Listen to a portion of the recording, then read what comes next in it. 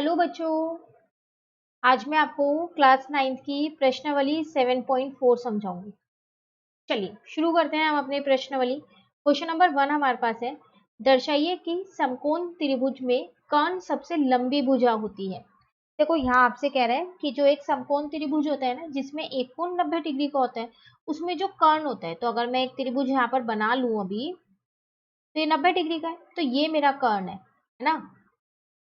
ये लंब होता है और ये आधार होता है। आपको ये दिखाना है, यहाँ पर ये सिद्ध करना है कि जो ये कर्ण है ये इन दोनों भुजाओं से बड़ा होता है। ये आपको यहाँ सिद्ध करना है, ठीक है।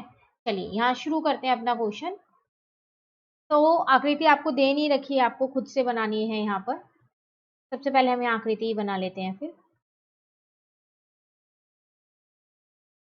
ठीक है। त्रिभुज तो मैंने बना लिया, समकोण इसको नाम भी दे दिया एबीसी। अब पहले मैं यहाँ लिख लेती हूँ मुझे क्या क्या दिया है। तो यहाँ पर दिया है मुझे एबीसी जो है एक समकोण त्रिभुज है,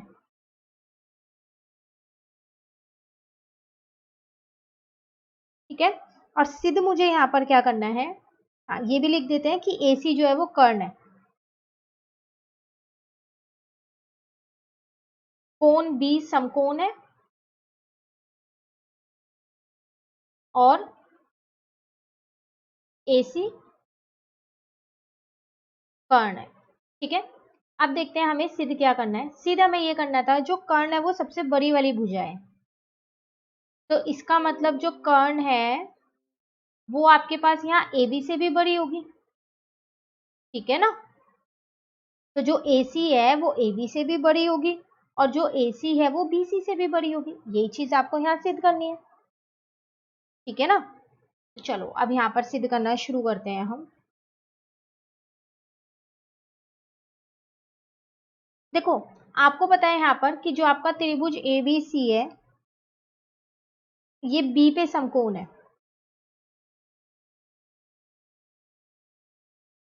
तो जब B समकोण है इसका मतलब B वाला जो कोण है तो 90 डिग्री है, तो बाकी के जो ये दोनों कोण बचे, ये दोनों कोण अब 90 डिग्री से तो कम होंगे, इसका मतलब ये न्यून कोण होंगे, क्योंकि एक त्रिभुज के तीनों कोणों का योग 180 होता है। जब एक ही कोण का योग 90 है तो बाकी इन दोनों को जोड़ूंगी तो 90 आएगा, है ना। दोनों को जोड़ने पे 90 आएगा, इसका मतलब A और C कोण जो है वो B कोण से छोटे हैं, ठीक है। तो वही चीज मैं यहाँ लिख रही हूँ।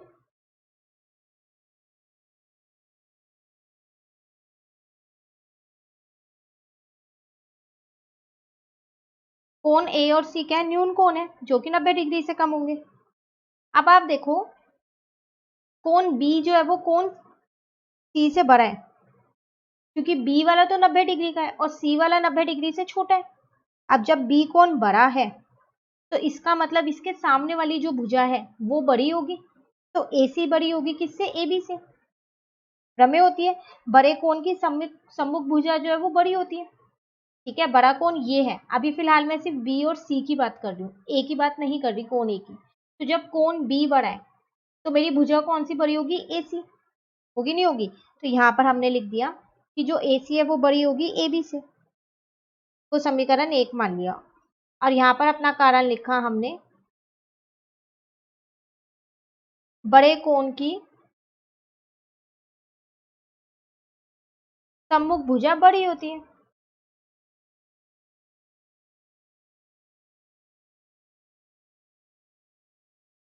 ठीक है। और यहाँ पर भी आप लिख सकते हो कि जो कोण B है वो समकोण है और जो आपके पास कोण C है वो न्यून कोण है,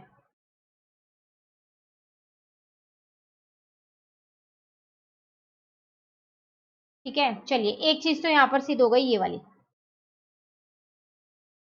हो गई सिद्ध। अब दूसरा देखते हैं। अब देखो अभी हमने यहाँ पर लिया था कोण B जो है वो कोण C से बड़ा है, उसी तरीके से अगर मैं यहाँ पर देखूं जो कोण B है वो कोण A से भी बड़ा होगा, होगा नहीं होगा, क्योंकि कोण B तो मेरा फिक्स है 90 डिग्री और कोण A और C दोनों ही मेरे 90 डिग्री से कम है, तो B दोनों से बड़ा होगा। सेम चीज यहाँ पर लिखेंगे, कोण B समकोण है और कोण C जो है वो क्या है, न्यून कोण है आपके पास, ठीक है। अब देखो बी कोण बड़ा है तो इसका मतलब उसकी सम्मुख भुजा जो AC है वो बड़ी होगी किससे, AB से, सॉरी BC से बड़ी होगी। आकृति में देखते हैं, देखो ये वाला कोण बड़ा है तो ये वाली भुजा बड़ी होगी, ठीक है। और ए वाले के सामने कौन सी है, BC है, तो BC लिख देंगे अब हम यहाँ, BC से बड़ी है ये। इसको आप ले लो यहाँ पर अपनी समीकरण 2 और वही सेम चीज लिख दो, बड़े कोण की सम्मुख भुजा बड़ी होती है, ठीक है।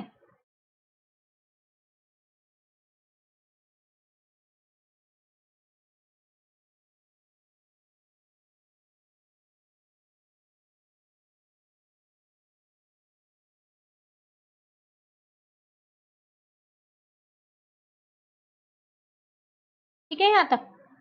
अगर आप देखो तो 1 और 2 समीकरण से आप सिद्ध कर चुके हो जो आपको सिद्ध करना था।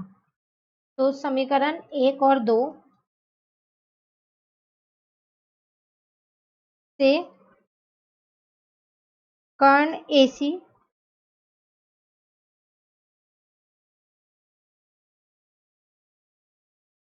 सबसे बड़ी भुजा है, इन दोनों से हमने ये यहाँ सिद्ध कर दिया। तो बहुत आसान क्वेश्चन था, सिर्फ आपको ये सिद्ध करना था कि एक समकोण में जो कर्ण होता है ना वो सबसे बड़ी भुजा होती है, मतलब कि उसकी बाकी की दोनों भुजाएं छोटी होती हैं। तो हमने देखा कि समकोण में, समकोण त्रिभुज में एक कोण तो 90 डिग्री का ही होगा, तो बाकी के जो दोनों कोण है वो 90 डिग्री से कम होंगे क्योंकि एक त्रिभुज के तीनों कोणों का योग 180 होता है, ठीक है ना। तो जब कोण A छोटा है कोण B से, B कोण बड़ा होगा A कोण से, उसी तरीके से C कोण जो है वो छोटा होगा B कोण से, या फिर ये कह सकते हो B कोण A और C कोण दोनों से ही बड़ा होगा। तो B के सामने जो भुजा है वो बड़ी होगी, सम्मुख भुजा हमेशा बड़ी होती है कोण के सामने वाली। तो इसका मतलब AC मैंने यहाँ पर समीकरण 1 और 2 से यहाँ पर सिद्ध किया कि दोनों ही समीकरण में AC बड़ी है। अब वही मुझे यहाँ सिद्ध करना था, ठीक है। चलिए क्वेश्चन नंबर 2 देखते हैं। कह रहा है आकृति 7.48 में त्रिभुज ABC की भुजाएं AB और AC को क्रमशः बिंदुओं P और Q तक बढ़ाया गया है। देखो एक त्रिभुज आपको दे रखा था ये ABC, इसकी आपने इन दोनों भुजाओं को बढ़ा दिया, ठीक है, और P और Q नाम दे दिया। साथ ही आपको एक और चीज दे रखी है, वो क्या, कि जो कोण PBC है आपका ये वाला कोण, ठीक है, ये किससे छोटा है, QCB से, इस वाले कोण से। इसका मतलब ये आपका जो है वो बड़े वाला कोण है, ये जिसको मैं यहाँ पर शेड करूँ, ये बड़ा कोण है और ये छोटा कोण है।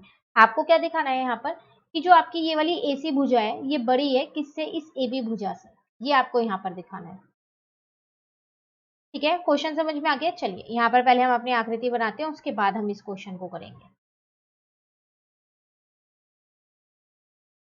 तो क्वेश्चन नंबर 2 है हमारे पास, ठीक है। हमारे को क्या दे रखा था, यहाँ पर एक त्रिभुज दे रखा था जिसकी हमने 2 भुजाएं बढ़ा दी थी, ठीक है। जब हमने ये वाली भुजा बढ़ाई थी तो इसका नाम यहाँ पर P था, और जब ये वाली भुजा को बढ़ाया C वाली को तो इसका नाम यहाँ पर Q आ गया था। हमें एक चीज दे रखी थी कि जो ये वाला कोण है और जो ये कोण बड़ा है आपके पास, और ये वाला कोण जो है वो छोटा है इससे, ठीक है। हमें क्या सिद्ध करना था कि ये वाली भुजा बड़ी है इस वाली भुजा से, ये हमें यहाँ पर सिद्ध करना है, ठीक है। चलिए पहले हम यहाँ लिख लेते हैं, हमको क्या दे रखा है वो लिख लेते हैं। तो हमको यहाँ पर दिया है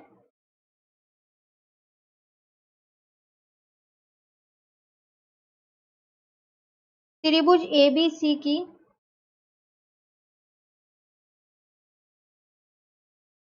भुजाओं AB और AC क्रमशः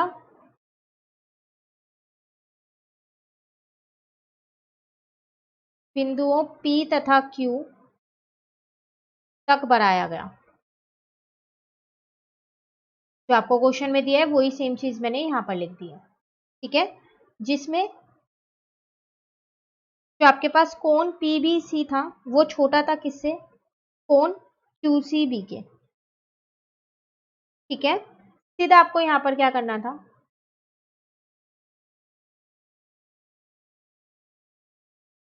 सीधा आपको ये करना है कि जो AC वाली भुजा है वो बड़ी है किससे, AB वाली भुजा से। चलिए अब हम अपना उत्तर यहाँ से देखते हैं। देखो आपको पता है कि जो ये दोनों कोण है एक ये वाला कोण और एक ये वाला कोण, ये दोनों कोणों का योग तो 180 होगा, रैखिक युग्म है ये, होगा नहीं होगा। उसी तरीके से ये वाले कोण का और इस वाले कोण का योग भी 180 होगा। अगर आप आकृति में देखो तो जिनको मैंने यहाँ पर ब्लू कलर से जो ये कोण बनाया है, इन दोनों का योग 180 होगा और इन दोनों का योग जो है वो 180 होगा, क्योंकि ये रैखिक युग्म है। तो हम पहले ये दोनों लिख लेते हैं। कौन कौन से? एक तो कोण मैं ABC की बात कर रही हूँ और कोण PBC की बात कर रही हूँ, इन दोनों का योग 180 होगा, इसको समीकरण 1 मान लिया। एक कोण मैं ACB की बात कर रही हूँ और कोण QCB की बात करूं, इनका योग भी 180 होगा, इसको मैंने समीकरण 2 मान लिया और यहाँ पर रीजन में लिख दिया ये रैखिक युग्म है।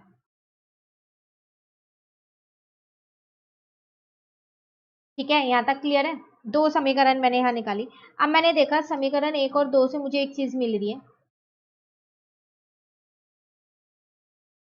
वो क्या मिल रहा है? इन दोनों को मैं बराबर रख देती हूँ, ABC प्लस कोण PBC और ACB प्लस कोण QCB। ठीक है, बराबर रख सकते हैं क्योंकि दोनों कोणों के यहाँ पर अगर आप इधर देखें तो दोनों में यहाँ 180 180 था, तो हमने इनको बराबर रख दिया। अब आप ध्यान से देखो, आपको एक चीज दे रखी है, वो क्या दे रखा है आपको? कोण PBC जो है वो छोटा है कोण QCB के, ये आपको दिया है क्वेश्चन में पहले से। इसका मतलब ये वाला कोण बड़ा है। अब आप देखो ये दोनों बराबर लिखी हुई है, इन दोनों कोणों का योग जो है वो बराबर होगा इन दोनों कोणों के योग के, जिसमें से ये वाला कोण बड़ा है। तो बराबर करने के लिए तो फिर ये वाले कोण बड़ा होगा, तभी तो बराबर हो पाएगी। ठीक है ना? अगर जैसे मैंने यहाँ लिखा 4 + 10, ठीक है, तो यहाँ पर मुझे क्या लिखना पड़ेगा? कुछ ऐसा ही लिखना पड़ेगा कि जब मैं उनका योग करूं तो कितना है? 14 ही आए, तभी तो वो दोनों बराबर हो पाएंगे, है ना? उसी तरीके से आप अपनी समीकरण इसमें देखो यहाँ पर, तो ये वाला कोण आपको पहले से ही क्वेश्चन में दे रखा है कि ये बड़ा कोण है और ये वाला छोटा कोण है, तो इन दोनों का तो मैं कुछ नहीं कर सकती। अब जब यहाँ पर ये बड़ा कोण है तो इसका मतलब इस वाले साइड पे भी एक बड़ा कोण होना चाहिए, तभी तो ये दोनों बराबर हो पाएंगे। तो यही वाला कोण बड़ा होगा, किससे? इस वाले कोण से, होगा नहीं होगा? तो इसका मतलब जो कोण ABC है वो बड़ा होगा किससे? कोण ACB से। ABC बड़ा है, मतलब कि ये वाला कोण बड़ा है किस वाले कोण से? इस वाले कोण से। अब जब ये कोण बड़ा है तो इसकी सम्मुख भुजा बड़ी होगी, होगी नहीं होगी? तो इसका मतलब AC जो है वो बड़ी हो गई किससे? AB से। और आपको सिद्ध भी तो यही करना था, हो गया यहाँ पर सिद्ध। मेन था यहाँ पर ये वाला कंसेप्ट, जिसमें आपको ये देखना था कि जब ये कोण बड़ा है तो दोनों को बराबर रखने के लिए इसमें भी एक कोण बड़ा होना चाहिए। तो ये तो मुझे पहले से क्वेश्चन में दे रखा था इससे छोटा है ये, तो इसका मतलब ये वाला कोण बड़ा होगा किससे? इस वाले कोण से। तो बस जब ये दो एक कोण बड़ा है और एक कोण छोटा है तो सम्मुख भुजा मैंने यहाँ पर देख ली कौन सी है। ठीक है, ये था आपके पास क्वेश्चन नंबर 2। चलिए आते हैं क्वेश्चन नंबर 3 पे। कह रहा है आकृति 7.49 में कोण B जो है वो कोण A से छोटा है, मतलब कि ये वाला कोण जो है वो बड़ा कोण है और ये छोटा कोण है, और जो कोण C है वो छोटा है और कोण D बड़ा है। आपको क्या दिखाना है कि AD ये वाली भुजा जो है ये छोटी है किस वाली भुजा से? BC वाली भुजा से। ये आपको यहाँ सिद्ध करना है। ठीक है, चलिए बस एक चीज आप इसमें यही याद रखिएगा कि जो आपके पास यहाँ पर जो कोण होते हैं, बड़ा कोण जो होता है उसकी सम्मुख भुजा हमेशा बड़ी होती है। चलिए क्वेश्चन नंबर 3 यहाँ डाला हमने, एक आकृति बना ली जो दे रखी है हमारे को क्वेश्चन में।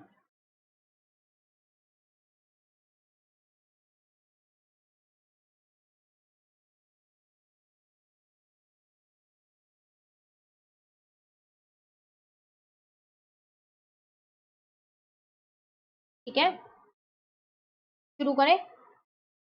सबसे पहले तो क्या दे रखा है वो लिख लेते हैं यहाँ पर। मुझे ये दे रखा था कि जो कोण B है वो छोटा है कोण A से। एक और चीज दे रखी थी, जो कोण C है वो छोटा है कोण D से। और मुझे सिद्ध क्या करना है?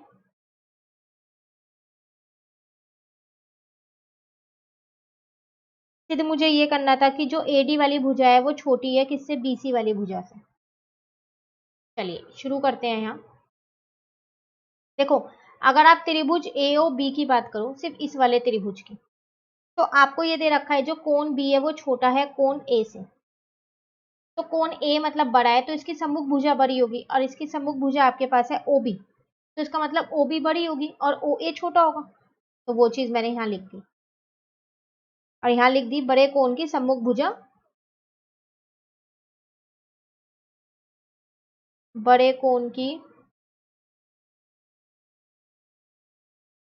सम्मुख भुजा बड़ी होती है।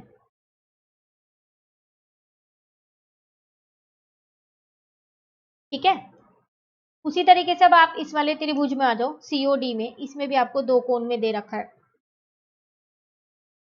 इसमें आपसे कह रहा था जो कोण सी है वो आपका छोटा है किससे, कोण डी से, तो इसका मतलब कोण डी के सामने जो सम्मुख भुजा है वो बड़ी होगी, ओसी बड़ी होगी किससे, ओडी से।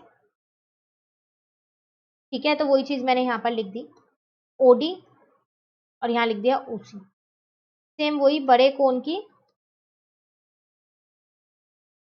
इसको यहाँ पर सही कर दो, ये इस पे, ठीक है, बड़े कोण की सम्मुख भुजा बड़ी होती है। ठीक है यहाँ तक। अब इसको आप समीकरण 2 मान लो, और इसको समीकरण 1 मान लो। अब आप क्या करो, दोनों समीकरण को जोड़ दो, बस आपका आंसर आ जाएगा। समीकरण 1 और 2 को जोड़ने पर, ठीक है, तो देखो ओ ए प्लस ओ डी आएगा, और ओ बी प्लस ओ सी आएगा। जब ओ ए में ओ डी अगर आप जोड़ोगे, आकृति में देखो ओ ए में ओ डी जोड़ोगे तो ए डी आ जाएगा, और ओ बी में ओ सी जोड़ोगे तो बी सी आ जाएगा। ठीक है, तो वही चीज मैंने यहाँ लिख दी, और आपको सिद्ध भी यही करना था यहाँ। ठीक है, ये है आपके पास क्वेश्चन नंबर 3 जो कि कंप्लीट हो गया। चलिए देखते हैं क्वेश्चन नंबर 4। क्वेश्चन है हमारे पास यहाँ पर, ए बी और सी डी क्रमशः एक चतुर्भुज ए बी सी डी की सबसे छोटी और सबसे बड़ी भुजाएं हैं। देखिए आकृति 7.50।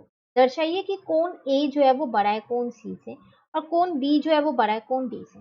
देखो यहाँ पर ना आपको एक आकृति दे रखी है, एक चतुर्भुज दे रखा है ए बी सी डी। एक चीज इसमें क्या दे रखी है कि जो ए बी है, ठीक है, ये सबसे छोटी भुजा है इस चतुर्भुज की, और जो सी डी है ये सबसे बड़ी भुजा है इस चतुर्भुज की।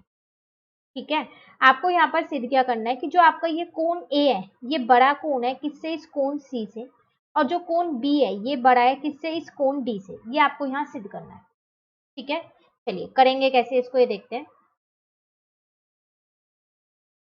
पहले हम क्या करते हैं, अपनी आकृति बना लेते हैं। तो आपको एक चतुर्भुज दे रखा था कुछ ऐसा था,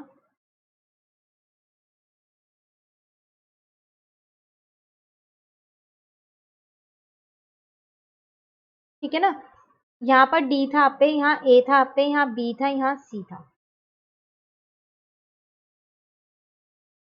क्या क्या दिया हुआ था आपको यहाँ पर,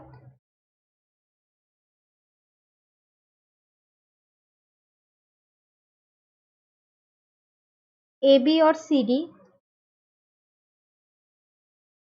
क्रमशः एक चतुर्भुज ए बी सी डी की सबसे छोटी और सबसे बड़ी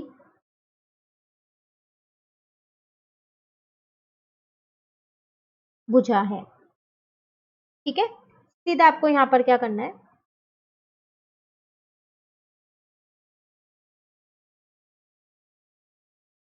कि जो कोण ए है वो बड़ा है कोण सी से, और जो कोण बी है वो बड़ा है कोण डी से। ये आपको सिद्ध करना है। अब इसमें ना हमारे को थोड़ी सी रचना करनी पड़ेगी, और रचना क्या करनी है यहाँ पर हमें, देखो हम क्या करेंगे, जो ए है उसको सी से मिला देंगे, और जो बी है उसको डी से मिला देंगे।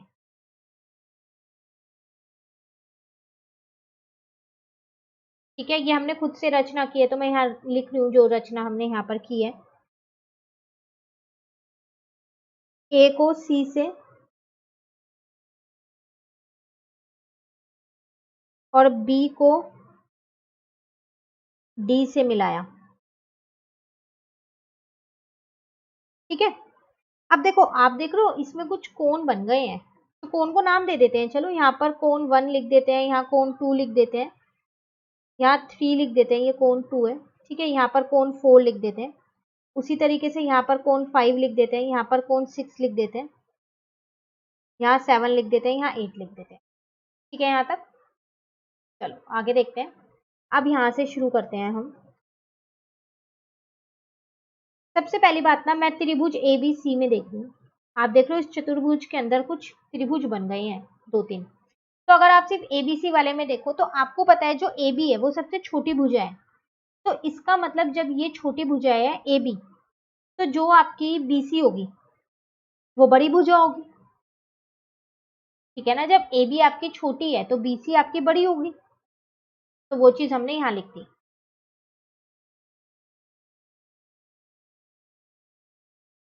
ए बी सबसे छोटी भुजा है, ये आपको क्वेश्चन में ही दिया हुआ है।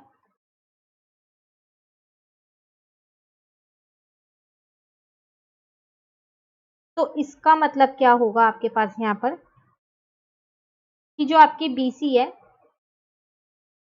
वो बड़ी होगी ए बी से। अब जब बीसी बड़ी है तो आपको पता है अभी हम करके आए थे बड़े कोण की सम्मुख भुजा बड़ी होती है।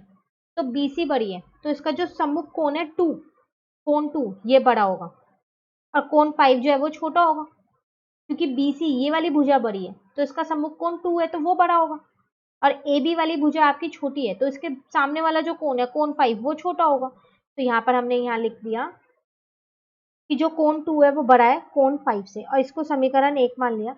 और यहाँ पर रीजन वही लिख दिया,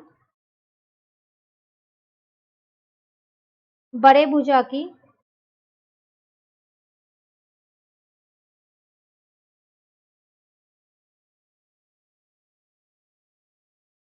सम्मुख कोण बड़ा होता है।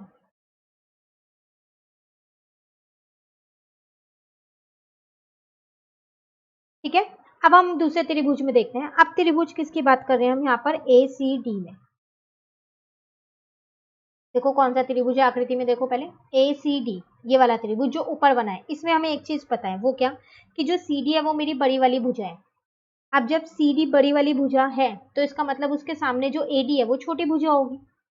ठीक है, और जब सी डी बड़ी भुजा है तो इसके सामने वाला कोण जो है कोण 1 ये बड़ा होगा, और ए डी छोटी भुजा है तो इसके सामने वाला कोण है कोण 6 ये वाला, ये छोटा कोण होगा।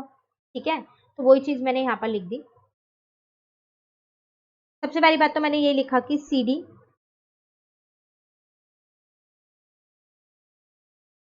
सबसे बड़ी भुजा है, और ये मुझे दिया है ना। तो जब सी डी बड़ी है तो ए डी छोटी होगी, और सी डी के सामने वाला कोण कोण 1 है, और ए डी के सामने वाला कोण कोण 6 है। रीजन आप ये सेम वही लिखेंगे यहाँ पर जो हमने ऊपर लिखा है, बड़े भुजा की सम्मुख कोण बड़े होते हैं, बड़ा होता है। ठीक है, अब 2 समीकरण हो गई, दोनों समीकरण को आप जोड़ दो। समीकरण 1 और 2 को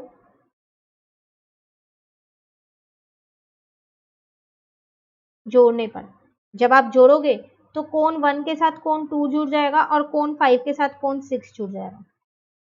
समीकरण 1 और 2 को जोड़ दिया तो कोण 1 और 2 एक साथ मिलके पूरा कोण ए बना रहे हैं ये, अब 5 और 6 पूरा कोण मिलके सी बना रहे हैं। ठीक है, तो वो मैंने यहाँ लिख दिया।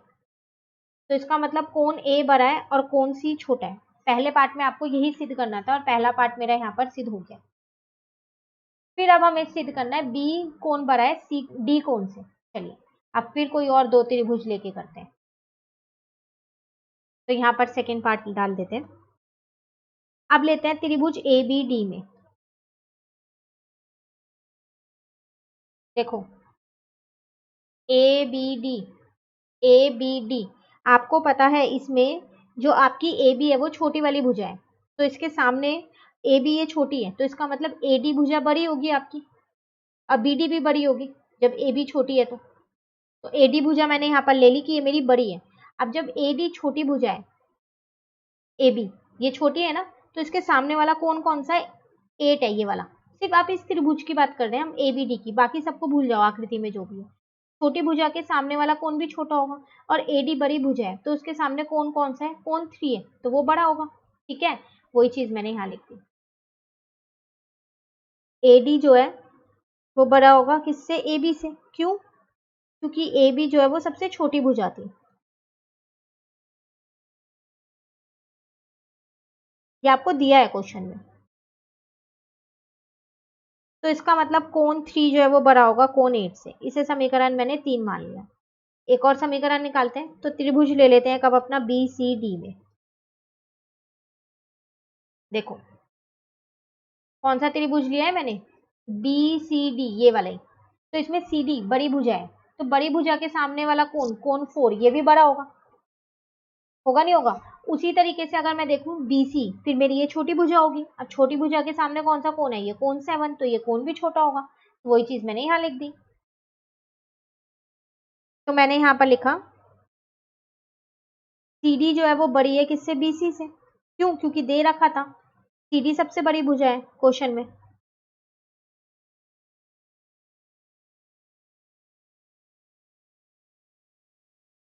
तो CD के सामने वाला कौन था, कोण 4, और BC के सामने वाला कौन था, कोण 7। इसको हमने मान लिया समीकरण 4। अब फिर से वही समीकरण 3 और 4 को जोड़ दो।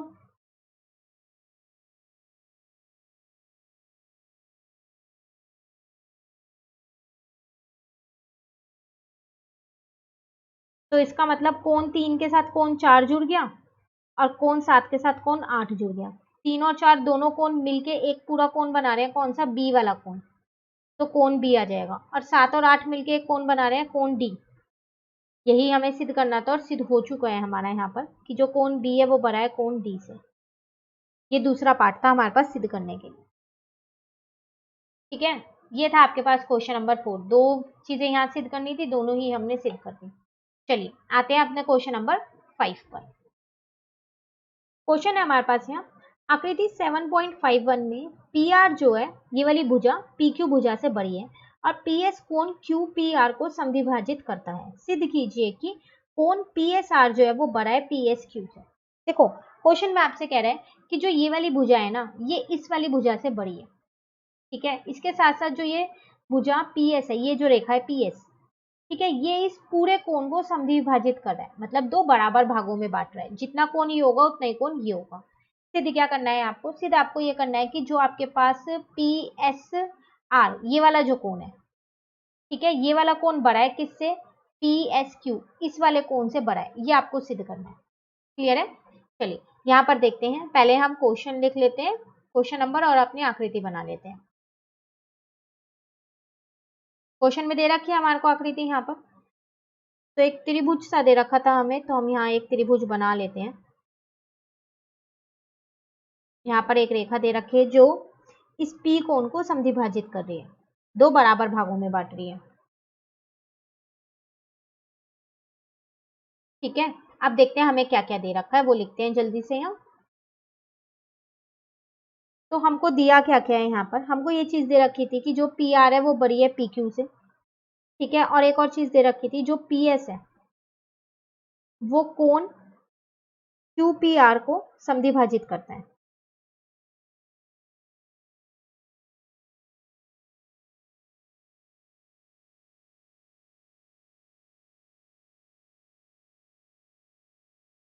सीधा हमको यहाँ पर क्या करना है,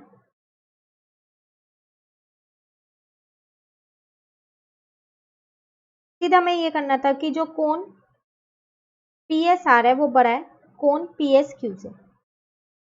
चलिए शुरू करते हैं हम यहाँ। देखो आपको ये दे रखा था कि जो पी एस है, ये वाली जो रेखा, ये क्यू पी आर इस पूरे कोण को समद्विभाजित कर रही है। जब समद्विभाजित कर रही है तो मतलब दोनों कोण बराबर हो जाएंगे। फिर ये कौन कौन से, कोण क्यू पी एस किसके बराबर हो जाएगा, कोण आर पी एस के। इसे आप समीकरण 1 मान लो, ये वाले दोनों कोण बराबर होंगे आपस में। एक और चीज आपको यहाँ पर दे रखी थी कि जो पी आर है वो बड़ा है पी क्यू से। अब जब पी आर बड़ा है तो उसके जो सम्मुख कोण होगा, जो कि हमारा है पी क्यू एस, ये वाला जो कोण है, ये वाला कोण जो है वो बड़ा होगा किससे, इस वाले कोण से, क्योंकि रेखा वो वाली बड़ी थी। तो इसका मतलब कोण PQS जो है वो क्या हो जाएगा, बड़ा हो जाएगा कोण PRS से। इसे समीकरण 2 मान लो और यहाँ लिख दो कि ये आपको दिया है। ठीक है यहाँ तक। अब अगर आप देखो तो इसमें दो त्रिभुज बन रहे हैं, एक आपके पास बनना है PQS और एक आपके पास बनना है PRS। एक त्रिभुज है और एक त्रिभुज है, और हमें पता है एक त्रिभुज के तीनों कोणों का योग जो है वो 180 होता है। तो दोनों त्रिभुज में तीन तीन कोण है, तो तीनों तीनों कोणों का योग 180 होगा। तो वही चीज हम यहाँ पर लिख लेते हैं। सबसे पहले हम यहाँ पर लिख रहे हैं इसकी त्रिभुज PQS में तीन कोण है। कौन कौन से कोण हो गए, QPS हो जाएगा एक हमारे पास, एक हमारे पास PQS हो जाएगा और एक हमारे पास PSQ हो जाएगा। इन तीनों का योग कितना होगा, 180। उसी तरीके से त्रिभुज PRS में देखे तो इसको समीकरण 3 मान लो। इसमें भी तीन कोण है। कौन कौन से, एक कोण है आपके पास PRS, एक कोण है आपके पास यहाँ पर RPS और एक कोण होगा आपके पास PSR। इन तीनों का योग भी 180 होगा। इसको समीकरण 4 मान लो। अब अगर हम समीकरण 3 और 4 से देखें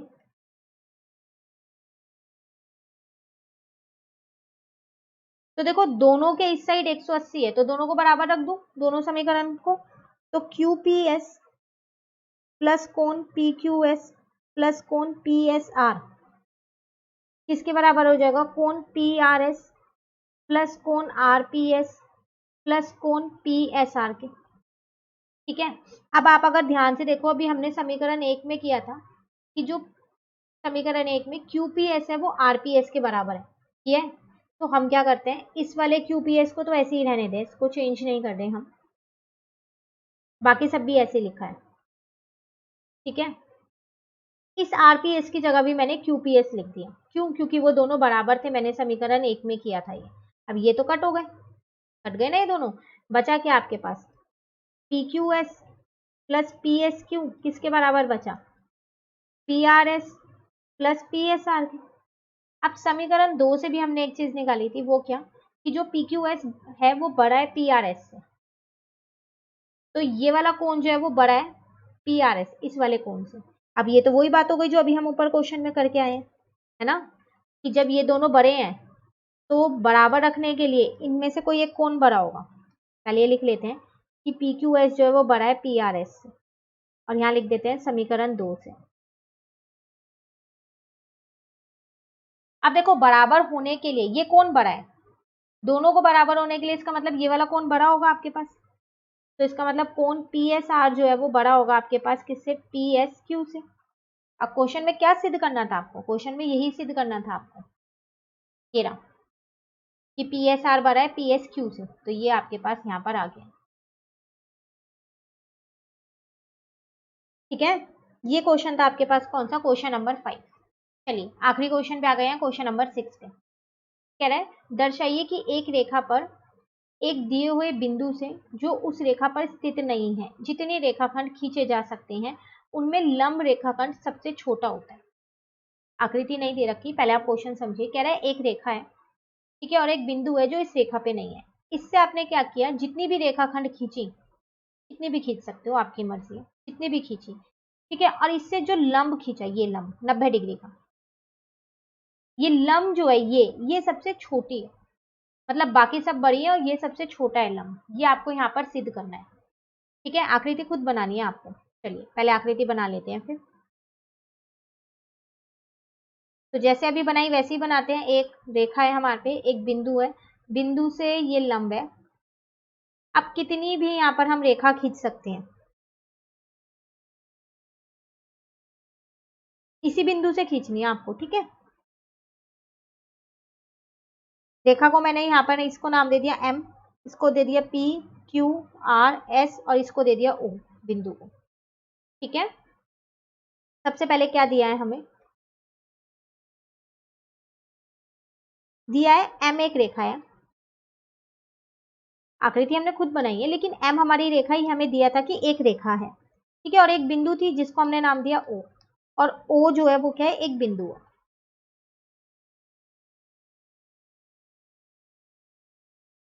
ठीक है, और एक और चीज क्या है, जो OP है वो लंब है किस पे, M पे। सीधा आपको यहाँ पर क्या करना है,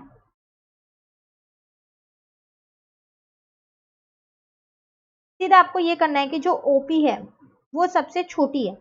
ओपी जो है वो ओ क्यू से भी छोटी है, ओ आर से भी छोटी है और ओ एस से भी छोटी है। ये आपको यहाँ सिद्ध करना है। चलिए शुरू करते हैं। सबसे पहली बात हमें ये चीज दे रखी थी,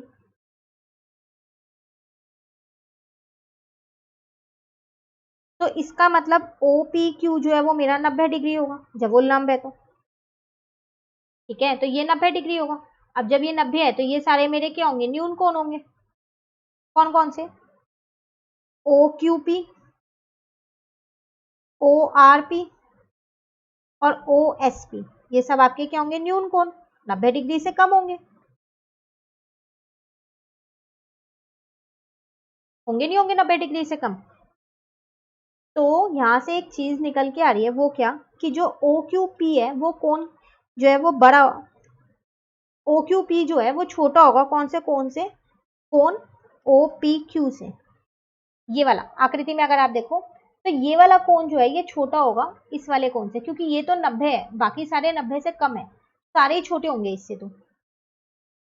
ठीक है, तो इसका मतलब अगर हम रेखा देखें तो ओपी जो है वो ओ क्यू बड़ी होगी। रीजन वही लिखनी है यहाँ पर, बड़े कोण की सम्मुख भुजा जो है वो बड़ी होती है। बड़े कोण की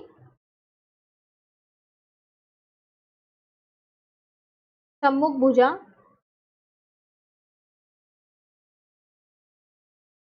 बड़ी होती है। उसी तरीके से अगर हम एक और कोण ले अपना, कौन सा, ओ आर पी ले, तो वो भी तो छोटा होगा इस ओ पी क्यू से, होगा नहीं होगा। तो इसका मतलब ओपी जो है वो छोटी होगी किससे, ओ आर से। इसे समीकरण 2 ले लो और सेम यही रीजन लिख दो। अब अगर आप समीकरण 1 और 2 से देखो ना,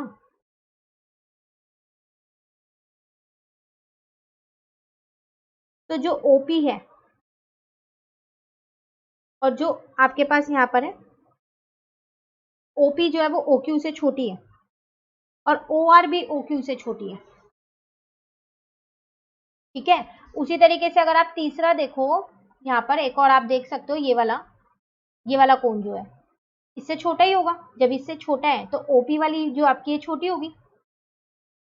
ठीक है, ये वाला कोण छोटा है तो इसकी सम्मुख भुजा छोटी होगी ना, तो ओपी छोटी होगी आपकी, होगी नहीं होगी। तो बस तीनों से वही निकलेगा, तो हमने 2 से ही यहाँ सिद्ध कर दिया। तो बस ये लिख दिया हमने, ओपी जो लंब है सबसे छोटी भुजा है।